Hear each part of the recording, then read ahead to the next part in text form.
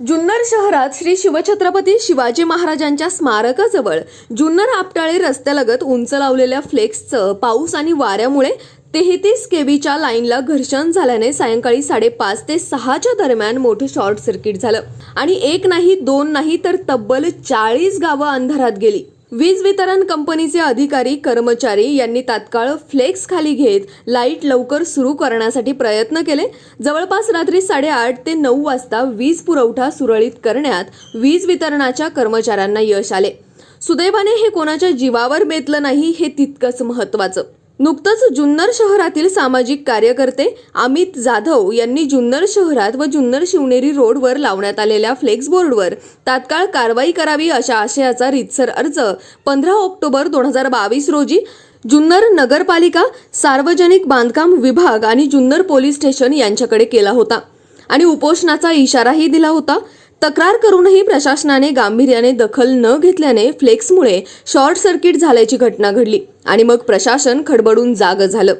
या फ्लेक्सबाजीवर आणि फ्लेक्स लावण्यासाठी बांधण्यात आलेले वासे बांबू अर्थात पहाड यावर प्रशासन आता तात्पुरती कारवाई करणार की कायमस्वरूपी यावर लगाम लावणार हे पाहावं लागेल। या बातमीचा प्रत्यक्ष आढावा घेतलाय आमचे प्रतिनिधी सौरभ गुंजाळ यांनी। पाहूया। कर्मचारी या ठिकाणी, अधिकारी या ठिकाणी आहेत। नगरपालिका प्रशासनाने या माणसावरती कारवाई केली पाहिजे आणि नगरपालिकेला सुद्धा आपण प्रश्न विचारले पाहिजे। या ठिकाणी अधिकारी आहेत की बाबा ह्या माणसाला परवानगी दिली कोणी, हा फ्लेक्स इथं लावला कसा काय, आणि जर इथं आद्य क्रांतिकारक बिरसा मुंडांचा अपमान होणार असेल तर आम्ही यासाठी शांत बसणार नाही। त्याच्यामध्ये शासकीय मालमत्ता आहे, तिथं सुद्धा त्याचं डायव्हर्शन केलेलं आहे, त्याची दिशा बदललेली आहे। केवळ फ्लेक्ससाठी शासकीय मालमत्तेचं विद्रुपीकरण केलेलं आहे किंवा या ठिकाणी लावून शासकीय मालमत्तेचं किंवा हे जे काही विद्रुपीकरण केलेलं आहे त्याच्या अंतर्गत सुद्धा गुन्हा दाखल झाला पाहिजे। कारण असाच एक फ्लेक्स पाठीमागे लावला आणि त्या फ्लेक्सवरती तक्रारी केल्यानंतर सुद्धा गुन्हा दाखल होत नाही, मग शासनावरती सुद्धा आमची शंका आहे की शासन या लोकांना पाठीशी घालतंय का काय, असा प्रश्न आमच्या मनामध्ये आज पडलेला आहे। त्याच्यावरती काय कारवाई करणार, कारण या माणसाच्या चुकीच्या फ्लेक्स लावल्यामुळे आज 40 गावांमध्ये लाईट खंडित झालेली आहे। आणि हा इतका मोठा झाला का, छत्रपती शिवाजी महाराजांचा पुतळा या ठिकाणी आहे, त्याच्यापेक्षा उंच बोर्ड लावतो आणि चुकीच्या पद्धतीने वागणाऱ्या या माणसावर कारवाई झाली पाहिजे। आणि ह्या अशा बिनडोक स्वयंघोषित लोकांवरती, ह्या अशा फ्लेक्सबाजीवरती चुकीच्या पद्धतीने कमेंट्स पण लोकांनी केल्या नाही पाहिजे की पाठीमागे 2 दिवसापूर्वी पाहिलं का याची खूप चर्चा होते।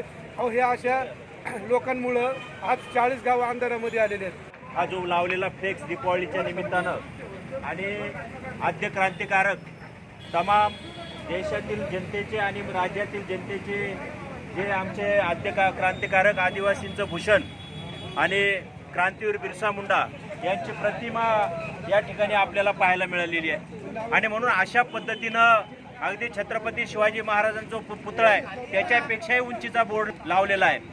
बोर्ड लावण्याबद्दल आमचं दुमत नाही, परंतु या ठिकाणी जे प्रशासन चुकीच्या पद्धतीनं कुठल्याही परवानगी नसताना, बांधकाम विभागाची असेल किंवा नगरपालिकेची असेल, कुठलीही परवानगी नसताना अशा पद्धतीनं फ्लेक्स लावले जातात।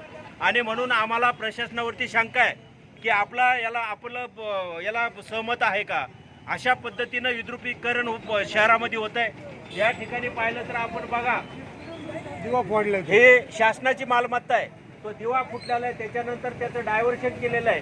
आणि म्हणून अशा पद्धतीनं विद्रुपीकरण होत असताना, एखादा माणूस चुकीच्या पद्धतीनं काम करत असताना राजे छत्रपती यांच्या जन्मभूमीमध्ये असा प्रकार जर घडत असेल, आद्य क्रांतिकारकांच्या प्रतिमा अशा पद्धतीनं लोळत पडत असतील तर हे अतिशय निंदनीय आहे।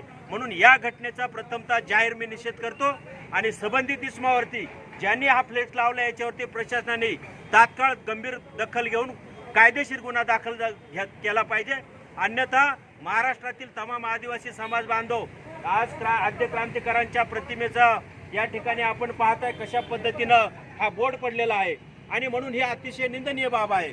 या बाबतीमध्ये तात्काळ प्रशासनाने दखल घ्यावी आणि राज्यातील ज्या ज्या आदिवासी समाजाच्या संघटना आहेत त्या संघटनांना सुद्धा माझी विनंती आहे की कुठल्याही परिस्थितीमध्ये या घटनेचा सर्व समाज बांधवांनी निषेध करावा, अशी मी जाहीर या निमित्तानं मी विनंती करतो।